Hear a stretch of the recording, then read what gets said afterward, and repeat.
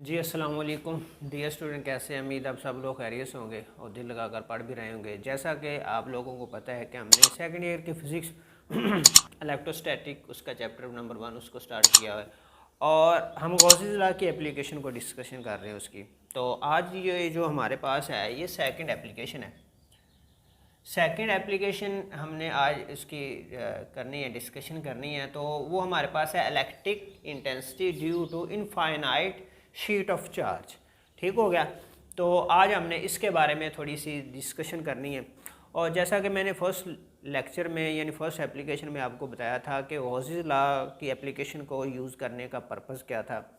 उनका पर्पज़ ये था कि हमने क्या करनी है, इलेक्ट्रिक इंटेंसिटी फाइंड करनी है। इलेक्ट्रिक फील्ड इंटेंसिटी, ये डियर स्टूडेंट अपने माइंड में फिक्स कर लें कि ये जो हम एप्लीकेशन फाइंड कर डिस्कशन कर रहे हैं इनका पर्पज़ क्या है। इन तीनों एप्लीकेशन का जो पर्पज़ होगा वो सेम होगा कि हमने इलेक्ट्रिक फील्ड इंटेंसिटी फाइंड करनी है। तो फिर सेकंड पॉइंट जो मैंने आपको बताया था कि इन इलेक्ट्रिक फील्ड इंटेंसिटी को फाइंड करने के लिए हम ओशियन सरफेस को लेते हैं। क्या लेते हैं? ओशियन सरफेस को हम कोई सपोज कर लेते हैं जहाँ पे हमने क्या करनी होती है, इलेक्ट्रिक फील्ड इंटेंसिटी को फाइंड करना होता है। ठीक हो गया। और जो फर्स्ट वाली एप्लीकेशन थी हमने वहाँ पे स्फेरिकल शेप ली थी, आपको याद होगा, आप उसको ज़रा देखें तो वहाँ पे हमने एक स्फेयर टाइप शेप ली थी। ठीक हो गया। आज जो सेकंड एप्लीकेशन हमारी है वो सिलेंड्रिकल शेप है। ठीक, आज हमने क्या किया है, एक सिलेंड्रिकल शेप ली है जो जिसको हम ओशियन सरफेस कहते हैं। और इस वाली ओशियन सरफेस पे हम क्या करेंगे, ये हमारे पास क्या है, ओशियन सरफेस है। इस पे हमने क्या करना है, इलेक्ट्रिक फील्ड इंटेंसिटी को फाइंड करना है। तो लेट्स स्टार्ट करते हैं कि ये किस तरह, इसकी एक्सप्लेनेशन क्या है सारी। तो मैंने आपको बता दिया कि इन एप्लीकेशन को यूज़ करने का पर्पज़ क्या है, इलेक्ट्रिक फील्ड इंटेंसिटी को फाइंड करना है। और हमने फिर क्या करना है कि इलेक्ट्रिक फील्ड इंटेंसिटी को फाइंड करने के लिए तीन एप्लीकेशन में, तीनों में हम अलग से एक गॉसियन सरफेस सपोज करेंगे जहाँ पे हमने इलेक्ट्रिक फील्ड इंटेंसिटी को फाइंड करना है। तो इसकी एक्सप्लेनेशन में हम फर्स्ट ऑफ ऑल चलते हैं। एक्सप्लेनेशन मैं आपको इस तरह से लिख के देता हूँ कि ताकि आपको पेपर के पॉइंट ऑफ व्यू से आपको लिखने में कोई दिक्कत या परेशानी ना हो। ठीक हो गया। फर्स्ट ऑफ ऑल हम क्या करते हैं, suppose we have, suppose we have plane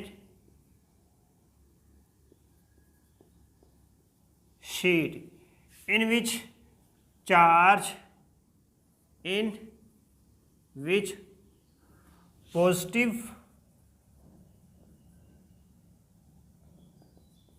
charge is, यहाँ पे एक चीज़ बोल गया हूँ, इनफाइनाइट लिख लें यहाँ पे डियर स्टूडेंट, इनफाइनाइट लिखना है हमने। अच्छा, in which positive charge is uniformly distribution उसकी की है हमने। अच्छा, मैंने फर्स्ट एप्लीकेशन में भी आपको बताया था कि यूनिफॉर्मली का मतलब होता है कि चार्ज को इस तरह से हमने उसको उसके ऊपर स्प्रिंकल करना है, उस तरह हमने उसको लगाना है कि चार्ज की डेंसिटी चारों साइड पे क्या हो, सेम हो। ये नहीं कि एक साइड पे चार्ज की डेंसिटी ज़्यादा है और दूसरी साइड पे चार्ज की डेंसिटी क्या है, कम। हमने चार्ज को इस तरह से उसके ऊपर उसकी डिस्ट्रीब्यूशन करनी है कि चार्ज की जो डेंसिटी है वो चारों साइड पे क्या हो जाए, सेम हो जाए। Suppose we have a plane infinite sheet of charge in which positive charge is uniformly distributed. हमने क्या करना है, इलेक्ट्रिक फील्ड इंटेंसिटी को फाइंड करने के लिए take a Gaussian surface, take a cylindrical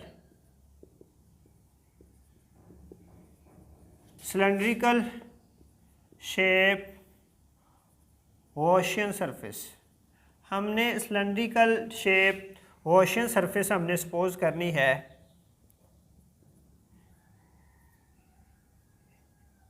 in which we find the electric field intensity. Electric field intensity, जिसमें हमने क्या करना है, इलेक्ट्रिक फील्ड इंटेंसिटी को क्या करना है, फाइंड करना है। हमने गॉसियन सरफेस ली और इसके ऊपर हमने क्या करना है, इलेक्ट्रिक फील्ड इंटेंसिटी को फाइंड करना है। ठीक हो गया डियर स्टूडेंट।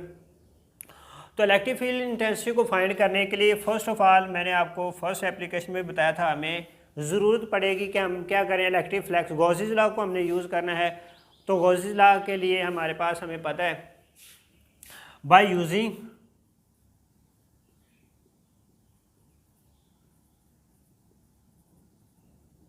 गॉसियस लॉ, अगर हम गॉसियस लॉ को यूज़ करते हैं तो गॉसियस लॉ को यूज़ करने के लिए हमें फर्स्ट ऑफ ऑल ये चीज़ आपने याद रखनी है 1/ε0 मल्टीप्लाई क्यू। गॉसियस लॉ को यूज़ करने के लिए हमने ये इसका फार्मूला लगाया है। तो इसके मुताबिक फिर हमने क्या करना है कि हमने ये फार्मूला लगा के इसको हम इक्वेशन नंबर 1 का नाम दे देते हैं। इसको हम क्या कर देते हैं, इक्वेशन नंबर 1 का नाम दे देते हैं। और फिर हमने इसमें क्या चीज़ फाइंड करनी है, एक हमने इलेक्ट्रिक फ्लक्स को फाइंड करना है, दूसरा हमने चार्ज को फाइंड करना है कि इसके ऊपर चार्ज कितना है। ठीक हो गया। तो डियर स्टूडेंट इतने का आप करें। अच्छा, गॉसियन सरफेस की एक्सप्लेनेशन इलेक्ट्रिक फाइंड को फाइंड करने के लिए हमने क्या करना है, पहले तो हम लिख लेते हैं यहाँ पे गॉसियस लॉ। गॉसियस लॉ में पता है electric flux is equal to 1/ε0 multiply q. आप इसको क्यू नंबर 1 का नाम दे दें। ठीक, यहाँ पे जो हमने Gaussian surface cylindrical type shape ली है उसकी भी आगे दो तरह से उसकी शेप बन जाती है, उसकी दो साइड बनती हैं। एक यहाँ पे देखें मेरे पास ये वाली, मैं आपको इसकी ज़रा प्रैक्टिकली तौर पे इसको समझा देता हूँ कि सपोज़ अगर मेरे पास ये एक पेज है तो मैं इसका सिलेंड्रिकल बना लेता हूँ। इसका मैं क्या बनता हूँ, सिलेंड्रिकल टाइप इसको फोल्ड करने की कोशिश करता हूँ। तो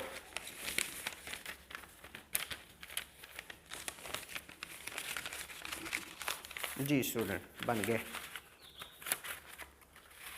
तो ये मेरे पास एक सिलेंड्रिकल टाइप शेप मैंने बना दी है। ठीक हो गया। तो स्टूडेंट इसकी देखें दो शेप हैं, दो साइड हैं। एक इसकी ये कर्व साइड है और इसकी ये प्लेन साइड है। ठीक हो गया। इस वाला जो सिलेंडर हमने लिया है इसकी दो टाइप्स हैं, इसकी दो साइड हैं।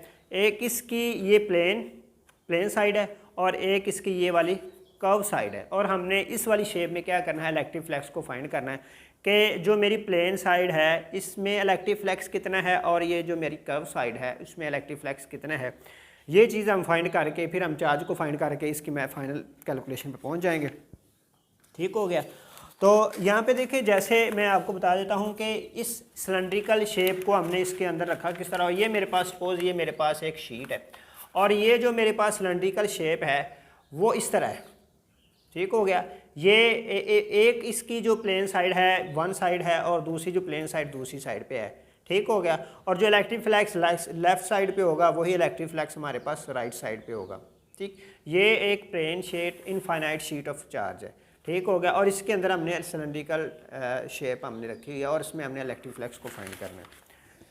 तो यहाँ पे देखें डियर स्टूडेंट कि अब हम क्या करते हैं, हम इसकी साइड ले लेते हैं। सिलेंड्रिकल की टू साइड हैं, सिलेंड्रिकल शेप की आप याद रख लें, सिलेंड्रिकल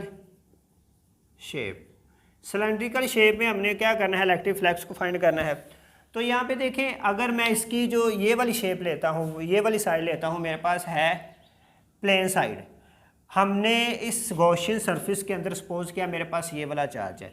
अगर ये वाला चार्ज है तो इससे क्या एमिट होंगी, इलेक्ट्रिक फील्ड लाइंस क्या होंगी, एमिट होंगी जो आउटसाइड पे होंगी। पॉजिटिव चार्ज है तो इसमें पता है, मैंने आपको पहले भी बताया, पॉजिटिव चार्ज से क्या होता है, इलेक्ट्रिक फील्ड लाइन जो एमिट होती हैं उनकी डायरेक्शन क्या होता है, आउटवर्ड साइड पे होती है। ठीक हो गया। और जो नेगेटिव चार्ज होता है उसकी डायरेक्शन क्या होती है, इनवर्ड साइड होती है, मीन्स कि वो अंदर की तरफ होती हैं। नेगेटिव चार्ज में जो इलेक्ट्रिक फील्ड लाइन की जो डायरेक्शन होती है वो अंदर की तरफ होती है, जबकि अगर हम पॉजिटिव चार्ज की लें तो इसमें इलेक्ट्रिक फील्ड लाइन की डायरेक्शन क्या होती है, वो बाहर की तरफ होती है। ठीक, तो ये दोनों में थोड़ा सा फ़र्क है। तो यहाँ पे ये मेरे पास क्या है, पॉजिटिव चार्ज है, इसमें जो इलेक्ट्रिक फील्ड लाइन की डायरेक्शन होगी वो आउटवर्ड होगी।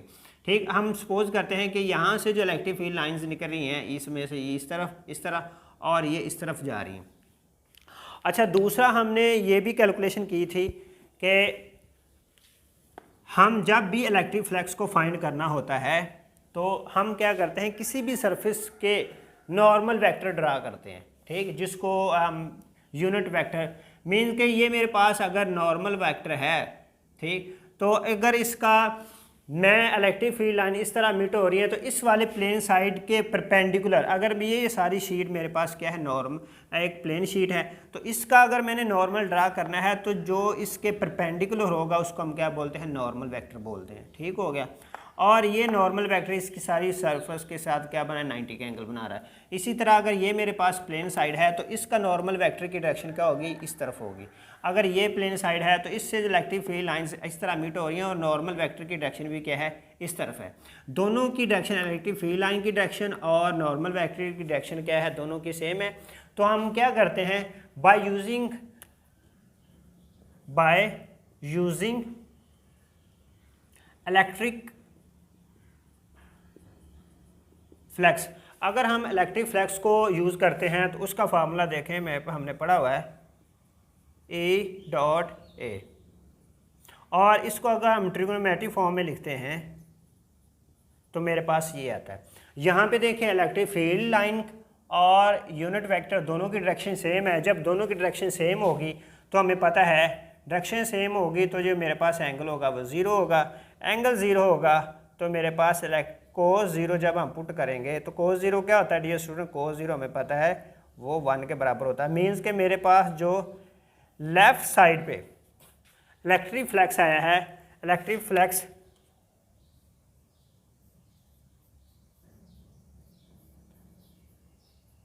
लेफ़्ट साइड, जो मेरे पास लेफ़्ट साइड पे जो इलेक्ट्रिक फ्लक्स आया है वो मेरे पास उसकी वैल्यू ये है।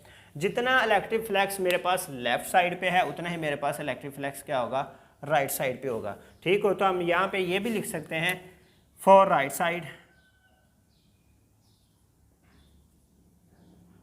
साइड इलेक्ट्रिक फ्लक्स, वो भी मेरे पास सेम वही है जो मैंने फाइंड किया है फॉर लेफ़्ट साइड के लिए। जितना इलेक्ट्रिक फ्लक्स मेरे पास लेफ़्ट साइड पे है उतना ही इलेक्ट्रिक फ्लक्स मेरे पास क्या है, राइट साइड पे है। ठीक, अब हम इसकी कैलकुलेशन करते हैं for curve surface. Curve surface के लिए हम सपोज करते हैं कि जैसे मैंने आपको फर्स्ट टाइम भी बना के दिखाया था, अभी भी बना देते हैं कि अगर मैं इसको इस तरह लेता हूँ तो ये मेरे पास क्या है, एक सिलेंड्रिकल शेप बन गई है। इसकी जो प्लेन साइड है उसका हमने फ्लक्स फाइंड किया अभी, ठीक हो गया, इसका हमने फ्लक्स फाइंड किया। अब हम इसकी जो कर्व सरफेस है, कर्व सरफेस का हम इलेक्ट्रिक फ्लक्स फाइंड करते हैं तो उसका इलेक्ट्रिक फ्लक्स कितना है हमारे पास। तो यहाँ पे देखें जब हम इसकी कर्व सरफेस का कर लेते हैं तो इलेक्ट्रिक फील्ड लाइंस की डायरेक्शन मेरे पास क्या है, ये वाली है। जब कि इस वाली सरफेस के ये इलेक्ट्रिक फील्ड लाइन की डायरेक्शन है और इसका अगर मैं नॉर्मल वेक्टर ड्रा करता हूँ तो उसकी डायरेक्शन ये है। मीन्स के इलेक्ट्रिक फील्ड लाइन की डायरेक्शन ये है और नॉर्मल वेक्टर की डायरेक्शन ये है और दोनों के दरमियान एंगल कौन सा बन रहा है, 90। दोनों के दरमियान एंगल 90 बनेगा तो हम क्या कहेंगे, यहाँ पे लिख लें फॉर कर्व्ड सरफेस। अगर हम कर्व सरफेस के लिए इलेक्ट्रिक फ्लक्स को फाइंड करते हैं, इलेक्ट्रिक फ्लक्स,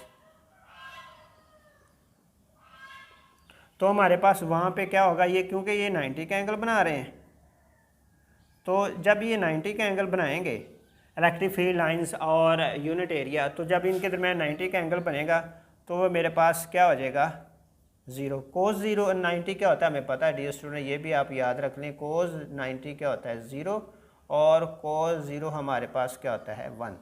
ये भी आप याद रखें। और क्योंकि यहाँ पे 1 हो तो जब ये ज़ीरो होगा तो मेरे पास जो फाइनल रिज़ल्ट आएगा इसका वो क्या होगा, zero.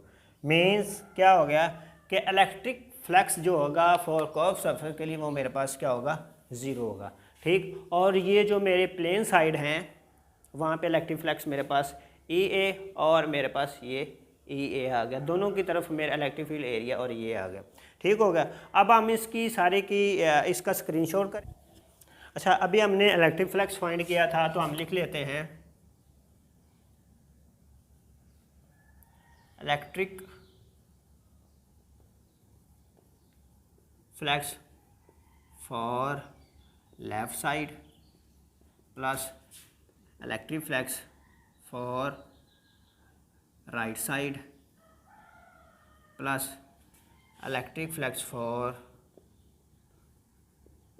Curved surface. Curved surface में जो हमारा इलेक्ट्रिक फ्लक्स है उसको हम कर देते हैं। अगर लेफ़्ट साइड का इलेक्ट्रिक फ्लक्स मेरे पास ये है प्लस ये प्लस और ये ज़ीरो, कर्व सरफेस के लिए अभी हमने निकाला था वो ज़ीरो है। और यहाँ पे मेरे पास जो टोटल इलेक्ट्रिक फ्लक्स आता है E2EA ओवर दिस वन, ये मेरे पास टोटल इलेक्ट्रिक फ्लक्स आया है फॉर सिलेंड्रिकल शेप के लिए। अगर हमने सिलेंड्रिकल शेप के लिए इलेक्ट्रिक फ्लक्स को फाइंड किया है तो मेरे पास ये है। ठीक हो गया। गॉसेस लॉ के लिए हमें दो चीज़ें रिक्वायर है, एक मुझे चाहिए क्या इलेक्ट्रिक फ्लक्स, दूसरा मुझे चार्ज। जब ये दोनों चीज़ें मिल जाएंगी तो मैं फाइनल अपनी जो कैलकुलेशन मुझे चाहिए इलेक्ट्रिक फील्ड इंटेंसिटी को फाइंड करना है। ठीक हो गया। तो उसकी तरफ हम जा रहे हैं। हमने पहले निकाल लिया इलेक्ट्रिक फ्लक्स, अब मुझे चाहिए चार्ज। चार्ज के लिए हमें चाहिए, डियर स्टूडेंट, हमें पता है कि ये जो चार्ज है इसकी कुछ ना कुछ अपनी डेंसिटी है। इतनी वाले एरिया में जितना चार्ज इनक्लोज होता है उसको हम क्या कहते हैं, surface charge density. Surface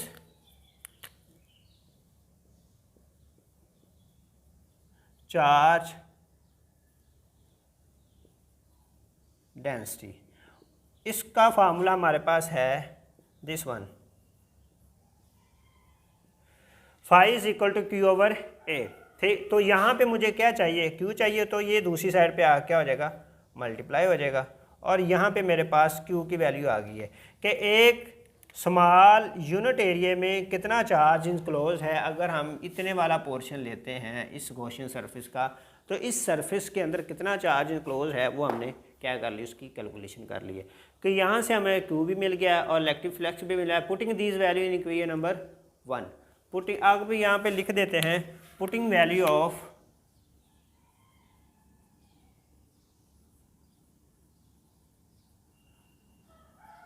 electric flux and Q in equation 1। अगर मैं उसमें पुट करता हूँ तो इलेक्ट्रिक फ्लक्स की मेरे पास value 2EA plus is equal to 1 over epsilon nought multiply 5QA। ठीक हो गया डियर स्टूडेंट। यहाँ से देखें मेरे पास ए से ए कैंसिल है और यहाँ पे मेरे पास जो वैल्यू आ गई है, हमने इलेक्ट्रिक फील्ड को फाइंड करना है तो इलेक्ट्रिक फील्ड को इस तरफ ही रहने देते हैं और ये मेरे पास 2 इस तरफ मल्टीप्लाई दूसरी साइड पे जाके हो जाएगा डिवाइड, और ये 5 मेरे पास 1 से मल्टीप्लाई होगा ऊपर आ जाएगा। तो ये डियर स्टूडेंट ये है मेरे पास वो final formula electric field intensity जो कि हमने एक सिलेंड्रिकल शेप लेके उसके अंदर उसकी कैलकुलेशन करने की कोशिश की थी। ठीक हो गया। तो ये जो मेरे पास फार्मूला आया है ये इन मैग्नीट्यूड फॉर्म है, इन मैग्नीट्यूड फॉर्म, ये मैग्नीट्यूड फॉर्म में है। लेकिन अगर हम इसको इन वेक्टर फॉर्म में करते हैं, वेक्टर फॉर्म, तो वेक्टर फॉर्म में करने के लिए हमने क्या करना है, इलेक्ट्रिक फील्ड के ऊपर भी एरो लगा देना है और 2 एप्सिलॉन नॉट और साथ में हमने लिखना है आर, और आर के ऊपर हमने आर कैप लिखना है। ये आर कैप क्या है, ये unit vector, unit vector means कि ये इलेक्ट्रिक फील्ड लाइन की डायरेक्शन को शो कर रहा होता है। ये आर कैप क्या है, ये वेक्टर को शो करते और ये यूनिट वेक्टर है। और ये किस पर्पज़ के लिए यूज़ होता है, ये इलेक्ट्रिक फील्ड लाइन जो यहाँ से मिट हो रही हैं उनको उनकी डायरेक्शन को शो करने के लिए यूज़ होता है। ठीक हो गया। और आपकी बुक में एक फ़ाइनल और भी चीज़ दी गई है, एप्सिलॉन नॉट आर, यहाँ पे माइनस लिखा हुआ है। इस माइनस का क्या मतलब है, इस माइनस का मतलब ये है कि इलेक्ट्रिक फील्ड लाइंस की डायरेक्शन क्या है, हो गई है ऑपोजिट हो गई है। मींस कि यहाँ पे देखें जब इलेक्ट्रिक फील्ड लाइंस आउटवर्ड जा रही हैं तो अगर हम नेगेटिव लेते हैं तो हम कह सकते हैं कि इलेक्ट्रिक फील्ड का लाइन की डायरेक्शन क्या होगी, इनवर्ड होगी। जब इलेक्ट्रिक फील्ड लाइन की डायरेक्शन आउटवर्ड है तो हमने ये वाला फार्मूला यूज़ करते हैं, और इसी इलेक्ट्रिक फील्ड लाइन की डायरेक्शन जब इनवर्ड होती है मींस तो ऑपोजिट होते हैं, उसके लिए हम क्या करते हैं, माइनस का फार्मूला यूज़ करते हैं। तो डियर स्टूडेंट आज के लिए हमारे पास यही एप्लीकेशन थी और इसका इतना ही था। तो उम्मीद करते हैं कि आपको समझ आ गई होगी। फिर भी अगर आपको कोई चीज़ इसमें से कोई समझ नहीं आई तो आपने हमें कमेंट्स बॉक्स में इसके बारे में बताना है ताकि हम आपको इसके बारे में अच्छे तरीके से गाइड कर सकें। तो जल्द ही मिलते हैं नेक्स्ट टॉपिक के साथ, तब तक के लिए अपना बहुत ज़्यादा ख्याल रखिएगा। अस्सलामु अलैकुम।